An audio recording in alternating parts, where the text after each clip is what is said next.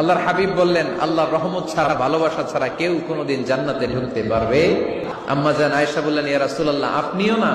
আল্লাহর হাবিব বললেন, না, আমিও না, তবে আল্লাহর রহমত আর দয়া সেদিন আমাকে ঘিরে রাখবে। মান নুকিশা উযিবা, যার হিসাব আল্লাহ সেদিন চাইবেন সে ধরা খেয়ে যাবে। সব সময় আল্লাহর কাছে এই দোয়াটা যেন আমরা করি, আল্লাহ কিয়ামতের দিন তুমি আমার হিসাব নিও না, আল্লাহ তুমি আমার বিচার বসিও না, আল্লাহ তুমি দয়া করে আমারে মাফ করে দিও।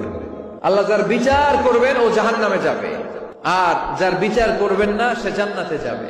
আল্লাহ যদি বিচার করে আর পাই টু পাই হিসাব নেয়, নামাজ পড়লি না কেন, রোজা রাখলি না কেন, মিথ্যা বললি কেন, খাদ্যে ভেজাল দিলি কেন, মাছে ফরমালিন দিলি কেন, যৌতুক খাইলি কেন, ঘুষ খাইলি কেন, উল্টা পাল্টা করলি কেন, জিনা করলি কেন, একটার পর একটা প্রশ্ন বানে যদি সেই ভয়ঙ্কর দিনে আল্লাহ আমাদেরকে জর্জরিত করে, আমাদের কোন উত্তর আছে?